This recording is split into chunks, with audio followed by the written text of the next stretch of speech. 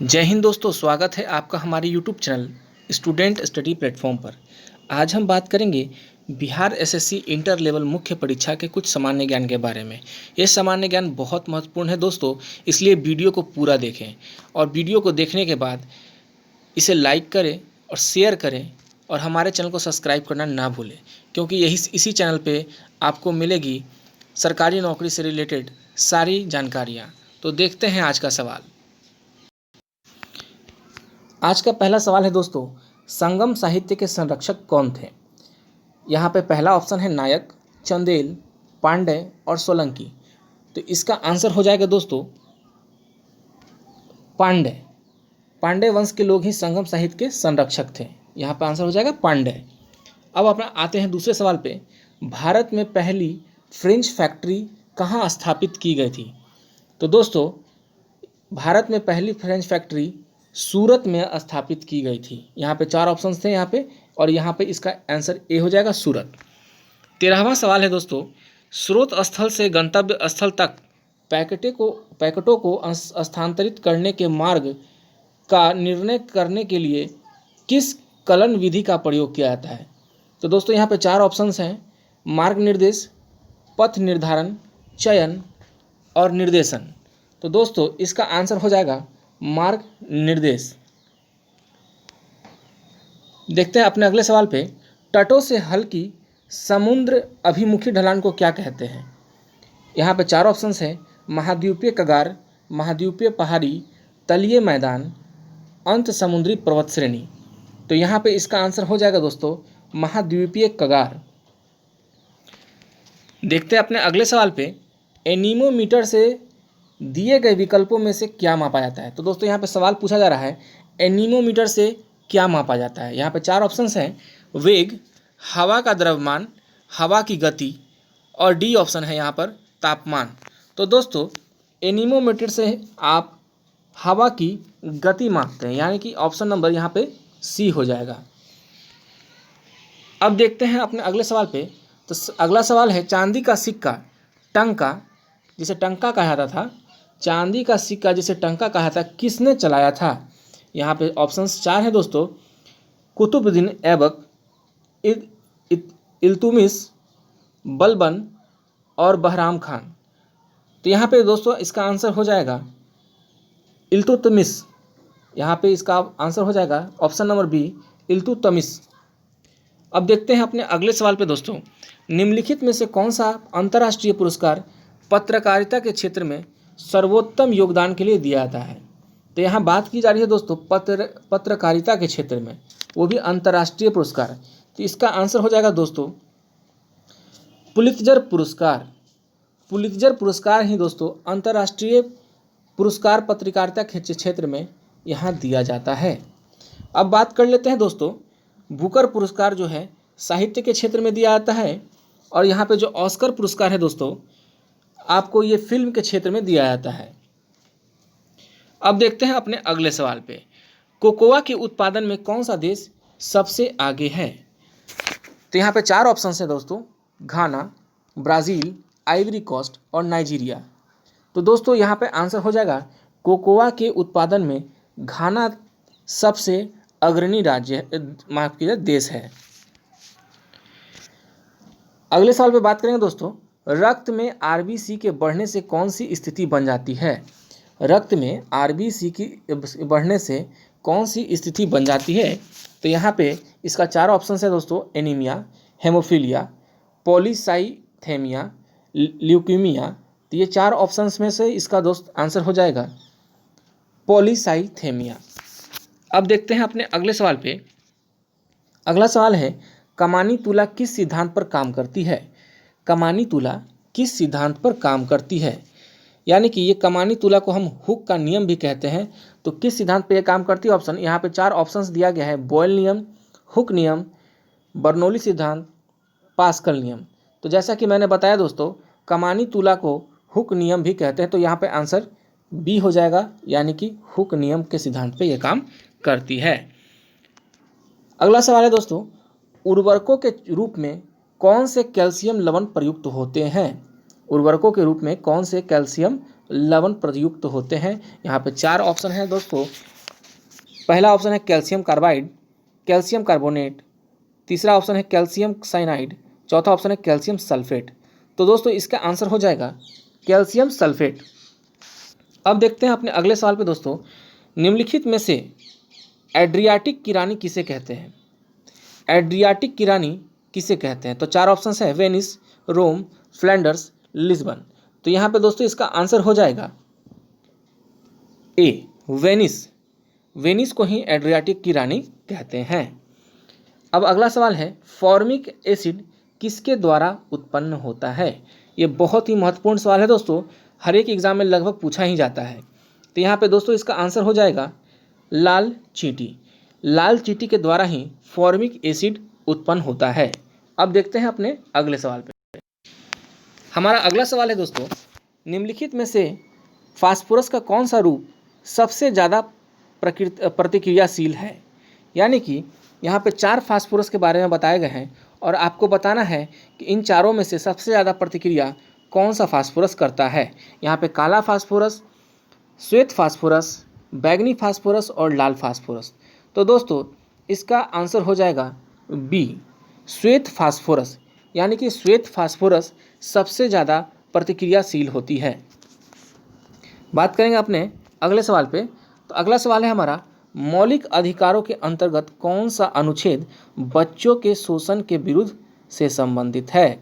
तो दोस्तों यहाँ पे 4 ऑप्शंस हैं, अनुच्छेद 17, अनुच्छेद 19, अनुच्छेद 23, अनुच्छेद 24। तो दोस्तों यहाँ पे बच्चों के शोषण की बात हो रही है, तो यहाँ पे ऑप्शन हो जाएगा डी अनुच्छेद 24। दोस्तों अनुच्छेद 24 में ही कहा गया है कि बच्चों के शोषण के विरुद्ध के अधिकार। अपने अगले सवाल पे देखेंगे दोस्तों, किस वायसराय के कार्यालय के द्वारा, माफ़ कीजिए यहाँ पे गलती लिखा हुआ है, यहाँ पे कार्यालय नहीं होकर के ये कार्यकाल होगा। किस वायसराय के कार्यकाल के दौरान भारत की राजधानी कलकत्ता से स्थानांतरित होकर दिल्ली बनी? तो दोस्तों बहुत ही हल्का सवाल है। यहाँ पे पूछा जा रहा है कि भारत की राजधानी जो पहले कलकत्ता हुआ करती थी, उनके कार्यकाल के दौरान भारत की राजधानी दिल्ली बनी। तो दोस्तों यहाँ पे 4 ऑप्शंस हैं, लॉर्ड कैनिंग, लॉर्ड हार्डिंग द्वितीय, लॉर्ड लिटन, लॉर्ड क्लाइव। तो दोस्तों यहाँ पे आंसर हो जाएगा बी लॉर्ड हार्डिंग द्वितीय के कार्यकाल के दौरान भारत की राजधानी कलकत्ता से स्थानांतरित होकर के दिल्ली बनी। अपने अगले सवाल पर देखते हैं दोस्तों, संसद की निम्नलिखित अस्थायी समिति में से किसमें राज्यसभा के सदस्य नहीं हैं? तो यहाँ पे ऑप्शन है 4, लोकलेखा समिति, प्राक्कलन समिति, सार्वजनिक उपक्रम समिति, उपरोक्त सभी समितियाँ। तो यहाँ पे दोस्तों इसका आंसर हो जाएगा ऑप्शन बी, प्राक्कलन समिति में राज्यसभा के सदस्य नहीं होते हैं। अब देखते हैं अपने अगले सवाल। अगला सवाल है हमारा, इंडिया इंडिपेंडेंस लीग की स्थापना किसने की थी? यहाँ पे 4 ऑप्शन है दोस्तों, रास बिहारी बोस, सुभाष चंद्र बोस, सुरेंद्रनाथ बनर्जी और बिपिन चंद्र पाल। इन चारों ऑप्शंस में से ऑप्शन नंबर ए हो जाएगा रास Bihari Bose. India independence league की स्थापना रास बिहारी बोस ने की थी। अगला सवाल है दोस्तों, क्लोरोफिल प्रकाश के किन अवयवों को अवशोषित कर लेती है? क्लोरोफिल जो होती है प्रकाश के किन अवयवों को अवशोषित कर लेती है? तो यहाँ पे 4 ऑप्शंस हैं, बैगनी तथा लाल, इंडिगो तथा ऑरेंज, नीला तथा लाल, बैगनी तथा पीला। इन 4 ऑप्शंस में से ऑप्शन नंबर सी हो जाएगा दोस्तों, नीला तथा लाल। क्लोरोफिल प्रकाश के नीला तथा लाल को अवशोषित कर लेती है। देखते हैं अपने अगले सवाल पे दोस्तों, स्पीकर के पद के बारे में निम्नलिखित में से कौन सा कथन सही है? यहाँ पे 4 कथन दिए गए हैं दोस्तों। ये चारों कथन में आपको बताना है कि कौन सा स्पीकर जो लोकसभा के अंदर में होते हैं, राज्यसभा के अंदर में, उनके बारे में बताना है कि कौन सा इसमें सही है। तो दोस्तों यहाँ पर देख लेते हैं, वह राष्ट्रपति के प्रसाद पर्यंत पद धारण करता है, ये नहीं होगा दोस्तों। इसके बाद देखते हैं, यह आवश्यक नहीं कि अपने निर्वाचन के समय वह सदन का सदस्य हो, ये भी नहीं होगा ऑप्शन। इसके बाद देखेंगे, यदि समान अवधि से पूर्व संसद को भंग कर दिया जाता है तो उसे अपना पद छोड़ना होगा, ये भी नहीं होगा दोस्तों। और ये आखिरी जो ऑप्शन है यहाँ पे ये देखिए, यदि वह त्यागपत्र देना चाहे तो उसे अपना त्यागपत्र उपाध्यक्ष को संबोधित करना होगा। यानी कि ऑप्शन नंबर डी यहाँ पे हो जाएगा दोस्तों। यहाँ पे स्पीकर को अपने उपाध्यक्ष के सामने अपना त्यागपत्र देना पड़ेगा। अब देखते हैं दोस्तों अपने अगले सवाल पे। अब हमारा अगला सवाल है, पूर्ण स्वराज की शपथ कांग्रेस के किस अधिवेशन में ली गई थी? तो दोस्तों आप सभी जानते हैं कि कांग्रेस का बहुत सारा अधिवेशन हुआ और इसमें एक बार पूर्ण स्वराज की शपथ दिलाई गई थी। तो आप लोगों को बताना है कि इन चारों ऑप्शंस में से किस अधिवेशन में पूर्ण स्वराज की शपथ दिलाई गई थी। तो option A Calcutta, option B Lahore, option C Allahabad, option D Madras. तो दोस्तों यहाँ पे लाहौर अधिवेशन में ही पूर्ण स्वराज की शपथ दिलाई गई थी। अब देखते हैं अगले सवाल। अगला सवाल है हमारा, भारतीय संविधान के किस संशोधन द्वारा प्रस्तावना में दो शब्द समाजवादी और धर्मनिरपेक्ष जोड़े गए थे? बहुत ही महत्वपूर्ण सवाल दोस्तों, संविधान का ये सवाल बहुत बार आ चुका है। तो यहाँ पे सवाल है, समाजवादी शब्द और धर्मनिरपेक्ष शब्द किस संशोधन के द्वारा भारतीय संविधान में जोड़े गए? तो दोस्तों इसका आंसर हो जाएगा ऑप्शन नंबर सी, 42वें संविधान संशोधन के तहत समाजवादी और धर्मनिरपेक्ष शब्द जोड़े गए। तो दोस्तों मैं एक चीज़ और बता दूं कि 42वां संवैधानिक संशोधन 1976 में हुआ था। अब देखते हैं अपने अगले सवाल पे दोस्तों, ईईजी का मतलब हो जाएगा दोस्तों इलेक्ट्रोइंसेफेलोग्राफी। तो दोस्तों इसका सवाल है कि ईईजी का प्रयोग किस गतिविधि दर्ज करने के लिए किया जाता है? तो यहाँ पे चार ऑप्शन है दोस्तों,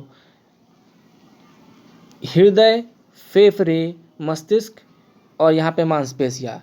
इन चारों में दोस्तों यहाँ पे मस्तिष्क, ईईजी का प्रयोग मस्तिष्क के लिए किया जाता है।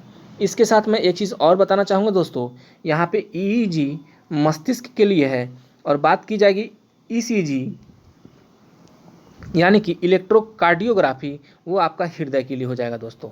हृदय के लिए ईसीजी किया जाता है और मस्तिष्क के लिए ईईजी का प्रयोग करते हैं। अब देखते हैं अपने अगले सवाल पे। अगला सवाल है दोस्तों, केंद्रीय अन्वेषण और असूचना ब्यूरो भारत के किस संविधान की 7वीं अनुसूची में दी गई में सूचीबद्ध है? यानी कि यहाँ पे बात कर रहे हैं केंद्रीय अन्वेषण और सूचना ब्यूरो भारत के संविधान की 7वीं अनुसूची में दी गई है, उसे किस सूची में सूचीबद्ध किया गया दोस्तों? तो यहाँ पे चार ऑप्शंस हैं, केंद्रीय, राज्य, विश्व और समवर्ती। तो दोस्तों बात करेंगे यहाँ पे ये राज्य सूची का मसला नहीं है, ना ही ये समवर्ती सूची का मसला है। दोस्तों राज्य की बात करें तो ये राज्य की सूची जो होती है राज्य देखता है, समवर्ती सूची जो होता है उसमें राज्य और केंद्र दोनों देखते हैं। लेकिन यहाँ पे जो बात की जा रही है केंद्रीय अन्वेषण और सूचना ब्यूरो के बारे में, तो ये सिर्फ या केंद्र देखता है, ये केंद्र का मसला है। अब देखते हैं अपने अगले सवाल पे दोस्तों।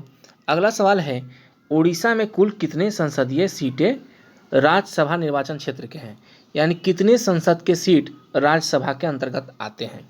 तो उड़ीसा में कुल मिलाकर के 10 सीट यहाँ पर राज्यसभा निर्वाचन क्षेत्र से आते हैं। और बात करेंगे लोकसभा के बारे में, तो लोकसभा में कुल 21 सीटें हैं संसद के लिए। अब देखते हैं अपने अगले सवाल। अगला सवाल है हमारा, 1918 में महात्मा गांधी सूती कपड़ा कारखाने के मजदूरों के बीच सत्याग्रह आंदोलन चलाने कहाँ जा पहुँचे? तो यहाँ पे बात कर रहे हैं दोस्तों, सूती कपड़ा कारखाने के मजदूरों के बीच सत्याग्रह आंदोलन चलाने के लिए कहाँ जा पहुँचे? तो यहाँ पे महात्मा गांधी ने 1918 में एक सत्याग्रह चलाया था। तो बताना है कि ये कपड़ा कारखानों के लिए ये कहाँ आंदोलन करने पहुँचे थे? तो दोस्तों यहाँ पे आंसर हो जाएगा ऑप्शन नंबर डी, ये अहमदाबाद में ही सूती कपड़ा कारखानों के बीच में जाकर, मजदूरों के बीच में जाकर के ये सत्याग्रह आंदोलन चलाने गए थे। अब बात कर लेते हैं अपने अगले सवाल पे दोस्तों। मुर्शिद कुली खां और अली वर्दी खां और सिराजुद्दौला कहाँ के नवाब थे? तो दोस्तों बहुत ही महत्वपूर्ण सवाल और बहुत ही आसान भी कह सकते हैं, क्योंकि बराबर ये सवाल हर परीक्षा में पूछे जाते हैं। तो यहाँ से आप समझ गए होंगे दोस्तों, सिराजुद्दौला बंगाल के नवाब हुआ करते थे।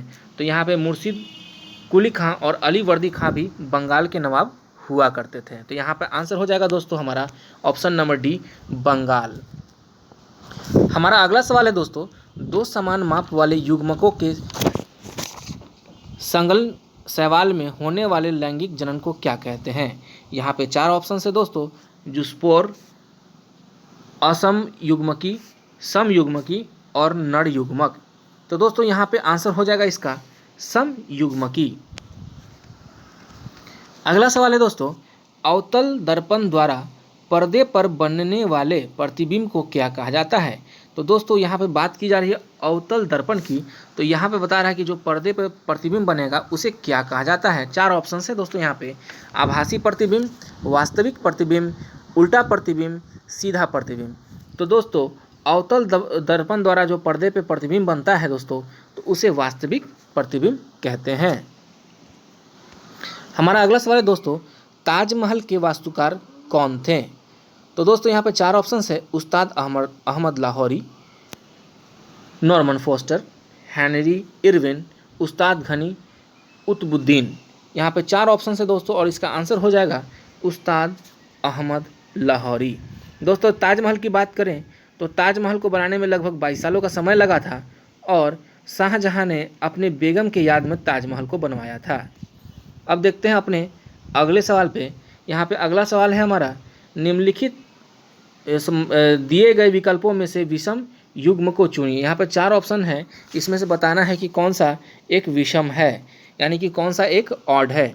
बात करेंगे कुचिपुड़ी, कथक, भांगड़ा और पोंगल। दोस्तों यहाँ पे देखिए कुचिपुड़ी एक डांस का फॉर्म है, कथक भी एक डांस का फॉर्म है, भांगड़ा भी एक डांस फॉर्म है और केवल पोंगल ही एक फेस्टिवल है और ये त्यौहार इसे मनाते हैं लोग। अब देखते हैं अपने अगले सवाल पे। हमारा अगला सवाल है दोस्तों, निम्नलिखित में कौन मिट्टी में नाइट्रोजन नियतन को प्रेरित करता है? यानी कि मिट्टी में नाइट्रोजन को कौन प्रेरित करता है दोस्तों? यहाँ पे 4 ऑप्शंस हैं, प्रोटोजोआ, बैक्टीरिया, फंगी और शैवाल। दोस्तों यहाँ पे मिट्टी की बात हो रही है तो इसमें मिट्टी में नाइट्रोजन को नियतन बैक्टीरिया प्रेरित करता है। यहाँ पे आंसर हो जाएगा बैक्टीरिया। अगले सवाल पे जाते हैं दोस्तों, तो निम्नलिखित में से कौन सी सबसे बड़ी ज्ञात कोशिका है? तो बात यहाँ हो रही है सबसे बड़ी ज्ञात कोशिका कौन सी है। यहाँ पे 4 ऑप्शंस हैं, यूकैरियोटिक कोशिका, प्रोकैरियोटिक कोशिका, माइकोप्लाज्म, शुतुरमुर्ग का अंडा। तो मैं बता दूं दोस्तों, यहाँ चारों ऑप्शंस में से सबसे बड़ी ज्ञात कोशिका शुतुरमुर्ग के अंडे में होती है। और सबसे साथ में मैं ये भी बताता चलूँ, शुतुरमुर्ग जो होता है दोस्तों, ये सबसे बड़ा पक्षी, ये धरती पे पाया जाना सबसे बड़ा पक्षी है। अगले सवाल पे आते हैं दोस्तों, वायुमंडल की सबसे निचली परत को क्या कहते हैं? तो यहाँ पे 4 ऑप्शंस है, स्ट्रेटोस्फीयर, ट्रोपोस्फीयर, जीनोस्फीयर और एक्सोस्फीयर। तो यहाँ पर आंसर हो जाएगा दोस्तों ट्रोपोस्फीयर। अगला सवाल है दोस्तों, हवा महल किसने बनवाया था? तो दोस्तों हवा महल की बात करें तो ये हवा महल अभी जयपुर में स्थित है, ये जयपुर में स्थित है दोस्तों। और हवा महल किसने बनवाया था? तो इसका ऑप्शन 4 है, गुरु रामदास, महाराणा प्रताप सिंह, रविंद्रनाथ टैगोर और ब्रिटिश सरकार। तो इसका दोस्तों आंसर हो जाएगा महाराणा प्रताप सिंह। महाराजा प्रताप सिंह ने ही हवा महल का निर्माण करवाया था। अब देखते हैं अपने अगले सवाल पे दोस्तों। अगला सवाल है हमारा, डांडिया। डांडिया डैश की एक लोकप्रिय नृत्य शैली है। तो डांडिया का नाम सुनते ही दोस्तों हमारे मन में गुजरात आ जाता है। तो दोस्तों गुजरात का एक लोकप्रिय नृत्य शैली डांडिया है। हमारा अगला सवाल है दोस्तों, राजस्थान के केवला देवघाना राष्ट्रीय उद्यान को पहले किस नाम से बुलाया जाता है? तो दोस्तों मैं बता दूं कि केवला देवघाना एक नेशनल पार्क भी हो गया है और यह साइबेरियन पक्षी सारस के लिए प्रसिद्ध है। पहले इसे दोस्तों भरतपुर पक्षी अभयारण्य के नाम से जाना जाता था। हमारा अगला सवाल है, सबसे बड़े और सबसे गहरे महासागर का नाम क्या है दोस्तों? तो हमारा ऑप्शन है आर्कटिक, प्रशांत, अटलांटिक महासागर, हिंद महासागर। तो इसका आंसर हो जाएगा सबसे गहरे महासागर। और सबसे बड़े महासागर की बात कर लें तो यहाँ पे ऑप्शन हो जाएगा option number B, Pacific Ocean, यानी प्रशांत महासागर सबसे बड़ा महासागर है और सबसे गहरा महासागर भी यही है। अब बात करते हैं अपने अगले सवाल पे। हमारा अगला सवाल है दोस्तों, चाणक्य को डैश नाम से भी जाना जाता था, यानी चाणक्य जो थे उन्हें किस और नाम से जाना जाता था। ऑप्शन 4 हैं दोस्तों, राजशेखर, तेजस्वी, कौटिल्य या वात्स्यायन। तो दोस्तों बात करेंगे चाणक्य जी की, तो चाणक्य को कौटिल्य के नाम से भी जाना जाता था। चाणक्य जो थे वो चंद्रगुप्त मौर्य के प्रधानमंत्री भी हुआ करते थे। चाणक्य की बात करें और तो चाणक्य अर्थशास्त्र जो बुक है उसके लेखक भी हैं ये। अब बात करते हैं अपने अगले सवाल पे। तो 2020 के ग्रीष्मकालीन ओलंपिक का आयोजन स्थल क्या है। तो 2020 के ओलंपिक का आयोजन स्थल जो था दोस्तों, यहाँ पे टोक्यो था, लेकिन ये अभी कोविड-19 के कारण स्थगित हो चुका है। अब बात करते हैं अपने अगले सवाल पे दोस्तों, गंगा नदी और सिंधु नदी तंत्र के बीच में कौन सा क्षेत्र है। तो यहाँ पे बताना है आपको, गंगा नदी और सिंधु नदी तंत्र के बीच में कौन सा क्षेत्र है जो जल क्षेत्र को अलग करता है, पृथक करता है। तो यहाँ पे 4 ऑप्शन है दोस्तों, हरिद्वार, नमचा बरवा, अलकनंदा, अम्बाला। तो यहाँ पे 4 ऑप्शन में से अम्बाला हो जाएगा दोस्तों। गंगा नदी और सिंधु नदी अम्बाला जल क्षेत्र को अलग करता है। अगले सवाल पे बात करें दोस्तों, तो अगला सवाल है हमारा, कौन सा निम्नलिखित में से कौन सा विश्व का सर्वोच्च पर्यावरण संरक्षण पुरस्कार है। तो यहाँ बात करेंगे 4 ऑप्शंस पे, गोल्डन बियर पुरस्कार, गोल्डन पांडा पुरस्कार, गोल्डन ग्लोब पुरस्कार, गोल्डन पाम्स पुरस्कार। तो दोस्तों इसका आंसर हो जाएगा गोल्डन पांडा पुरस्कार। पर्यावरण संरक्षण के लिए गोल्डन पांडा पुरस्कार विश्व का सबसे बड़ा पुरस्कार है दोस्तों। अब अगले सवाल पे बात करते हैं। हमारा अगला सवाल है दोस्तों, अमोनियम नाइट्रेट का रासायनिक सूत्र क्या है। तो यहाँ पे 4 ऑप्शंस दिए हैं और अमोनियम नाइट्रेट का रासायनिक सूत्र जो हो जाएगा दोस्तों NH4NO3, यानी कि ऑप्शन नंबर बी यहाँ पे सही आंसर हो जाएगा। हमारा अगला सवाल है, निम्नलिखित तत्वों में से किसका गलनांक सबसे कम है। तो यहाँ पे 4 ऑप्शंस हैं, जेनॉन, आयोडीन, बेरियम, मैग्नीशियम। तो यहाँ पे आंसर हो जाएगा दोस्तों जेनॉन। अब देखते हैं अपने अगले सवाल पे।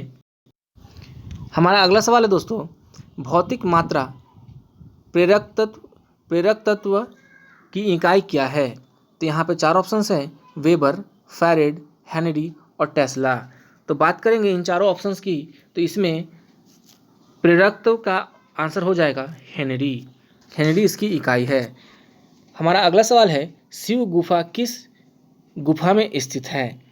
शिव गुफा किस गुफा में स्थित है, यानी कि शिव गुफा एक गुफा है जो किसी और गुफा में स्थित है। तो बात करेंगे यहाँ 4 ऑप्शंस की, अजंता की गुफाएं, एलोरा की गुफाएं, एलिफेंटा की गुफाएं और बादामी गुफाएं। इन चारों ऑप्शंस में से एलिफेंटा की गुफाएं यहाँ पर आंसर हो जाएगा। यहाँ पे अगला सवाल है, टाइटन किस ग्रह का उपग्रह है। टाइटन किस ग्रह का उपग्रह है। यहाँ पे 4 ऑप्शंस हैं, वरुण, अरुण, शनि और शुक्र। तो यहाँ पे टाइटन की बात करें दोस्तों, तो टाइटन शनि का उपग्रह है। टाइटन शनि का उपग्रह है। टाइटन जो है शनि का सबसे बड़ा भी उपग्रह माना जाता है। अब बात करते हैं अगले सवाल पे।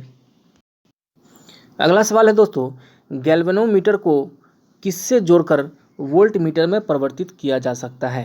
यहाँ पे 4 ऑप्शंस है, समांतर में उच्च प्रतिरोध, श्रेणी में उच्च प्रतिरोध, श्रेणी में अल्प प्रतिरोध, समांतर में अल्प प्रतिरोध। तो यहाँ पे हो जाएगा दोस्तों, यहाँ ऑप्शन नंबर बी, श्रेणी में उच्च प्रतिरोध। अगला सवाल है दोस्तों, निम्नलिखित संशोधनों में किसे भारत का लघु संविधान भी कहा जाता है। तो यहाँ पर आंसर हो जाएगा दोस्तों option number B. Option number B को लघु संविधान भी कहा जाता है। मैंने थोड़ी देर पहले ये भी बताया था दोस्तों, यहाँ पर 2 शब्दों को यहाँ पर जोड़ा भी गया था इस संविधान संशोधन के तहत। अब देखते हैं अपने अगले सवाल पे। अगला सवाल है हमारा, निम्नलिखित का मिलान कीजिए।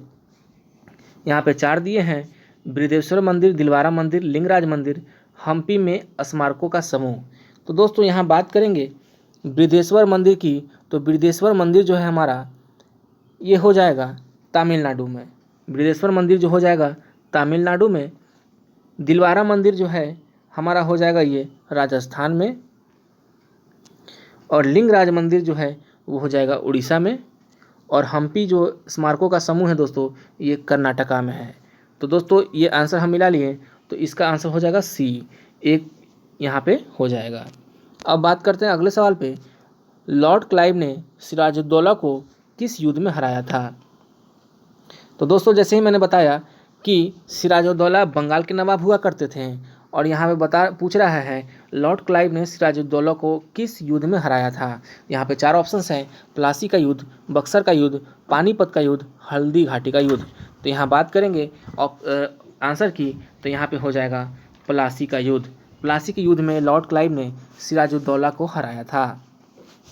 अगला सवाल है दोस्तों, एल्प्स पर्वत श्रृंखला किस महाद्वीप में स्थित है? तो 4 ऑप्शन है यहाँ पे, यूरोप, अमेरिका, उत्तरी अमेरिका, दक्षिण अमेरिका और अफ्रीका। तो एल्प्स पर्वत की बात करें दोस्तों, तो एल्प्स पर्वत जो है हमारा ऑप्शन नंबर ए यूरोप महाद्वीप में स्थित है। हमारा अगला सवाल दोस्तों, निम्नलिखित में से किस में कोशिका भीति नहीं होती?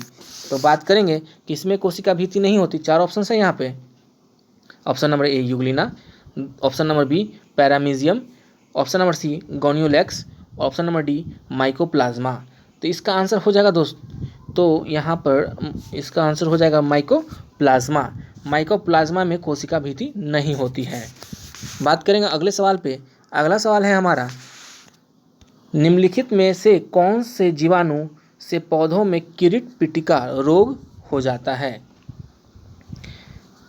ये जो किरीट पिटिका रोग है दोस्तों किसके कारण हो जाता है? तो यहाँ पर 4 ऑप्शन है, बैसिलस थुरिजिनेसिस, एग्रोबैक्टीरियम ट्यूम्फ एशियंस, एस्यूडोमोनास प्रतिदीप्ति, इनमें से कोई नहीं। तो इसका आंसर हो जाएगा दोस्तों option number B agrobacterium tumefaciens. अगला सवाल पे बात करें दोस्तों, तो अगला सवाल है हमारा, कौन सी घटना प्रकाश की कण प्रकृति को दिखाती है?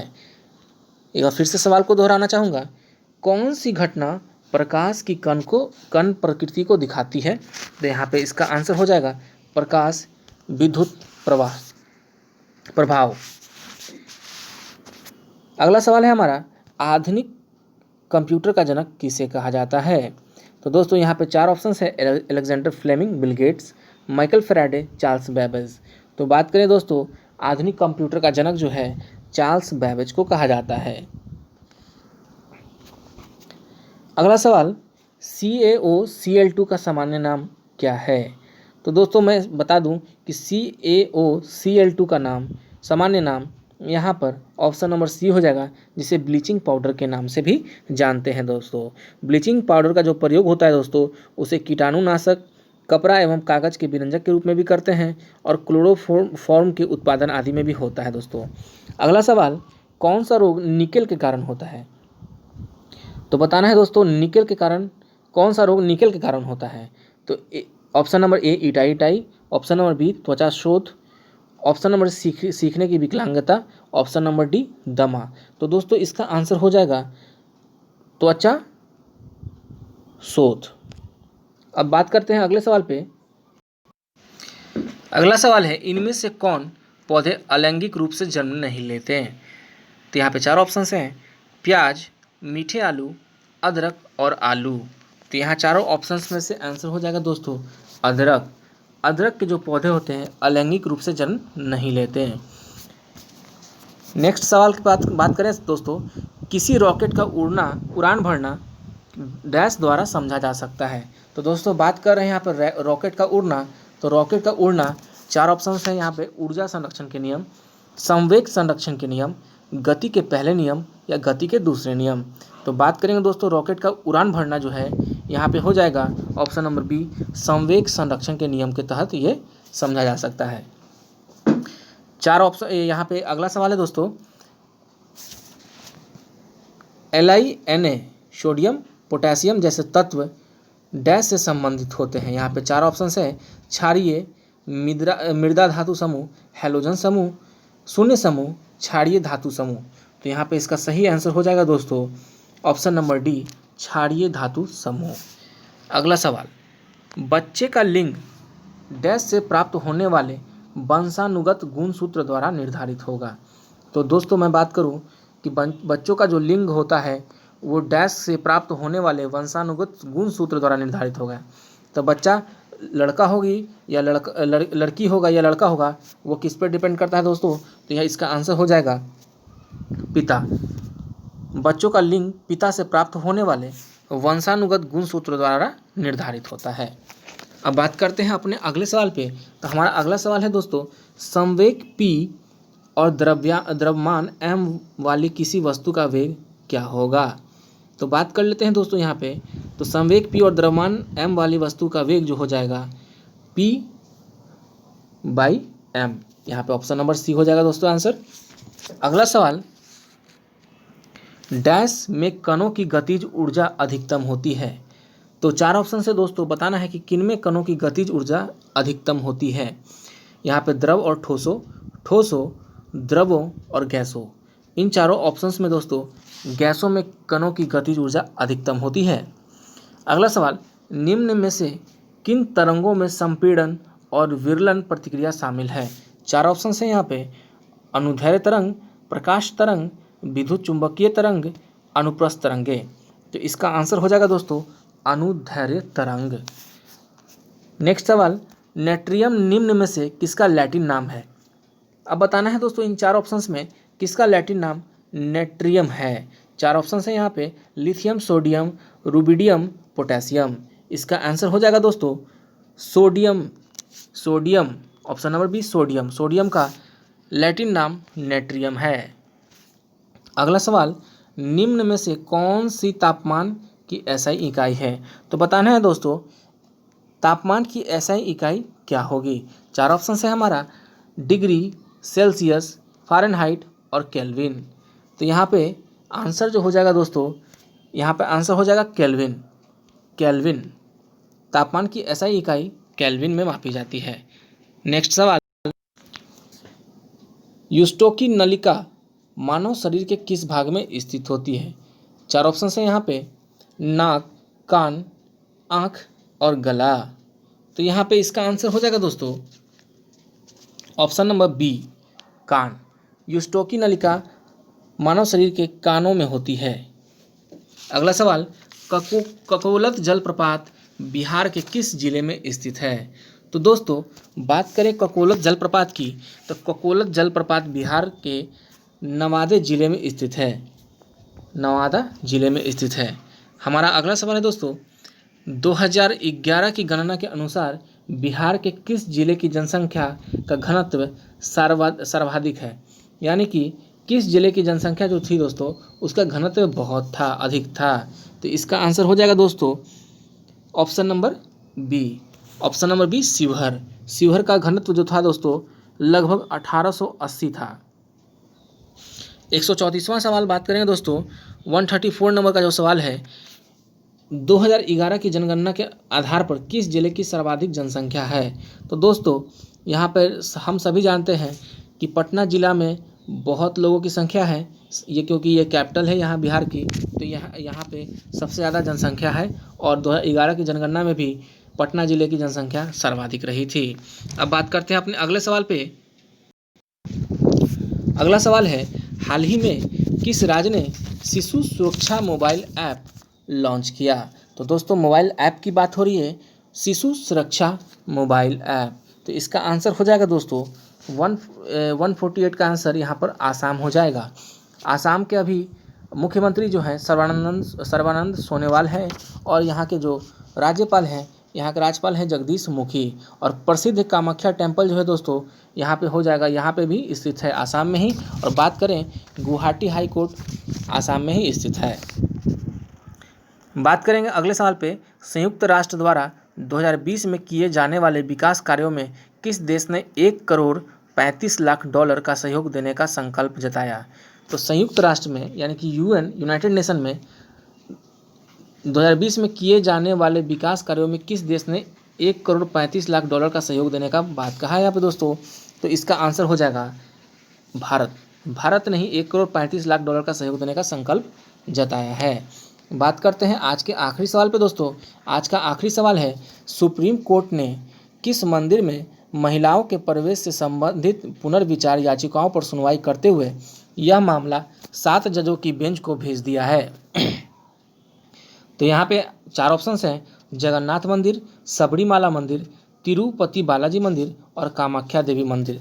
तो बात करेंगे दोस्तों, अभी कुछ दिन पहले ये न्यूज़ में रहा था, बहुत ही ज़बरदस्त चर्चा में रहा था कि महिलाओं को मंदिर में प्रवेश नहीं करने देंगे। ये सबरीमाला मंदिर में ये हुआ था। तो दोस्तों आज के लिए बस इतना ही। वीडियो को लाइक करें और शेयर करें और हमारे चैनल को सब्सक्राइब करना ना भूलें।